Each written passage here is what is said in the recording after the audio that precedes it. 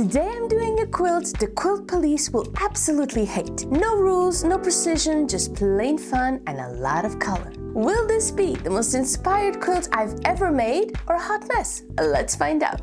This is a scrappy quilt, so I will be going in deep into my fabric stash. I'm making this block several ways using different scraps. I will show you every single one, I promise. The only thing I need to make sure is I get 4-inch quilt blocks by the time I'm done. I don't have measurements for the scraps or the center stashing because we won't have two alike.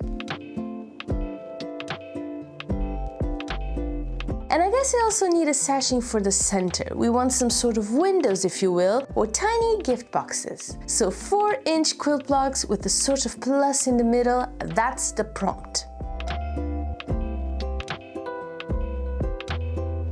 As far as color combinations go, I want contrast, and I am using all the colors available to me, so you'll see browns, black, beiges, grays. I'm not overthinking this. As long as I have enough of one fabric to make a block, I will use it. So imagine you have 4 teeny tiny squares of the same fabric and you want to use it for a block. Except when you join it all together, it won't make for the 4 inches. Not a problem. You just make your sashing wider and you're good to go. This really is the ultimate stash buster quilt. I am calling it my Rebel quilt.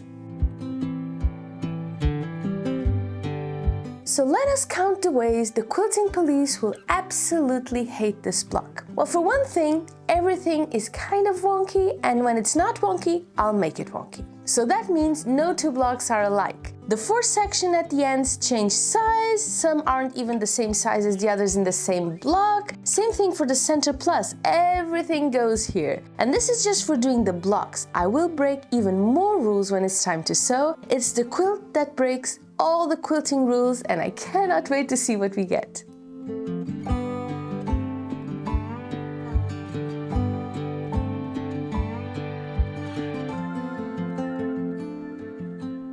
I will say, in case you haven't noticed, that your best friend for this quilt, the one thing you should have on hand at all times, is your iron. Pressing as you go will help a lot in keeping things in check and making sure you are able to see what you're working with, particularly before you cut your fabric. Also, another thing you probably noticed is you do not have to trim your pieces to size before sewing them. I mean, the sides that are going to be sewn, sure, but the other sides, just leave them as is.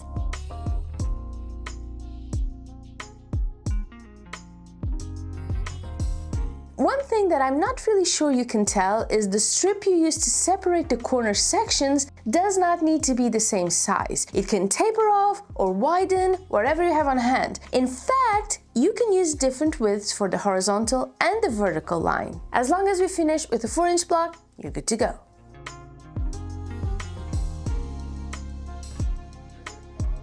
These are some of the easiest blocks I have ever made. Totally free flow, nothing to think about, just picking pretty fabrics and sewing them together. And they're very quick to make as well. I am doing 49 today, not because I don't want to make more, but because I don't have a big enough table to show all of them. So essentially, we pick the fabric, we make sure we have enough for the 4 corners, then we pick a strip and we sew the plus in the middle of the block, then we press and we trim and we are good to go. It really is that easy.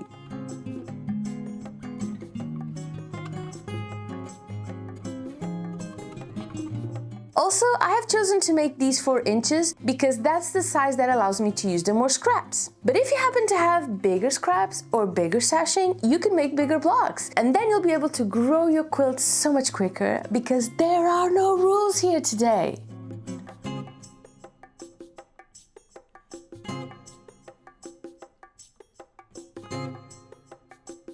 I'm using scraps today, so it's all about the color for this Rebel quilt, but you know what would look really, really good? Using just 2 colors, one for the corners and one for the pluses. Can you imagine this quilt in just black and white, or red and light blue, or mustard and gray? Oh, the possibilities are endless.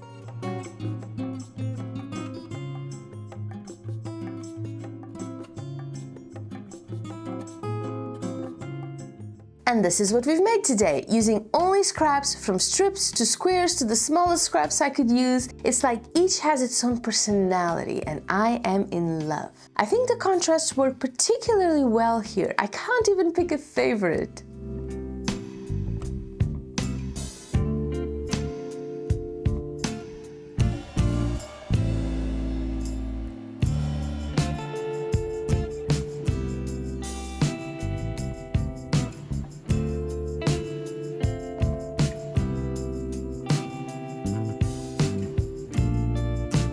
And now it's time to puzzle, and there aren't really any variants I can make because this is a pretty straightforward block. However, I do want to make sure I scatter all my colors, particularly the most dramatic ones. Like the blacks, they are sticking out like a sore thumb, so I don't want them two together. It is a 7x7 quilt top, so there's plenty of room to play with our pretty blocks and find the best layout. Although, knowing me, I will end up changing things up right until the time they're sewn. But for now, this works. I cannot wait to see how this all turns out. How cool is this already? Or maybe I should ask, how shocked are you about what we're doing today? Are you clutching your pearls yet? Let me know in a comment what you think. Now comes the time to sew, and once more I will be angering the quilting police because I am not nesting any seams today. These blocks will fall where they may. Just like I did with my fabrics, it does not matter. I am sure it will look gorgeous regardless.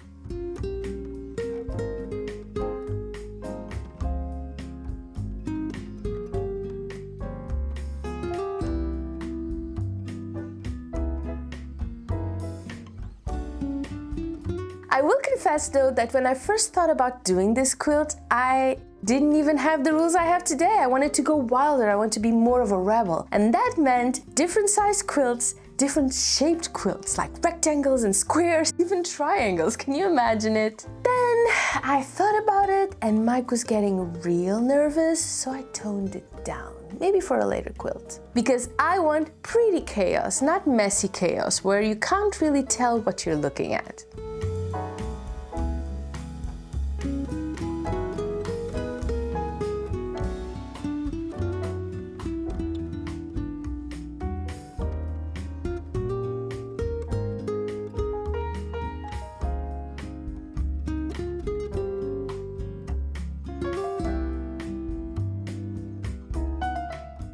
Other than that, I'm just doing what I usually do, sewing my rows first, starting with pairs, then working my way through them until I have a 7-block row. And yes, I'm already switching things around, switching blocks around, but as long as I check before I add another row to make sure that no two same colors are alike, I'm good to go. Also, because I sew my rows first and only after that do I join them, I can change row placement too. Like imagine that because I changed my layout, I now have 2 blocks together that shouldn't be together. I just try out other rows and see if I can make it work. No need to redo anything.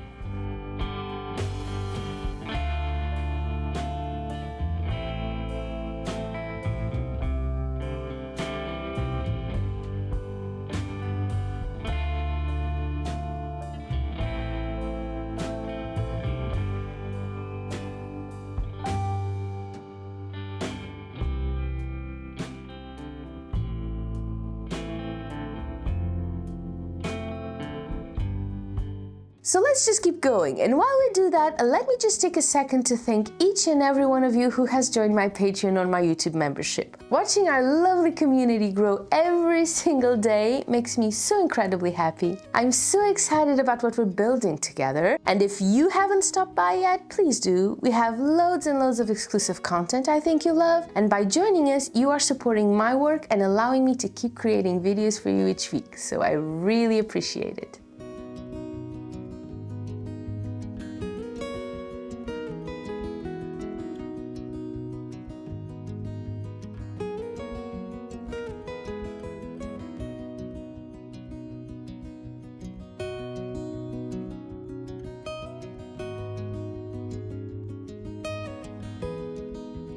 Now, as our quilt continues to grow, I can already tell this will be such an explosion of color. At the same time, these pluses in the middle with all the different sizes and directions really do pop amongst the other fabrics. I am thinking this is looking pretty cool. I have some of my all-time favorite fabrics here, which always helps, of course. Some of which I no longer have any yardage left, unfortunately, so I really do need to make it count. But quite honestly, I could not think of a better pattern to use them with. This one is truly special.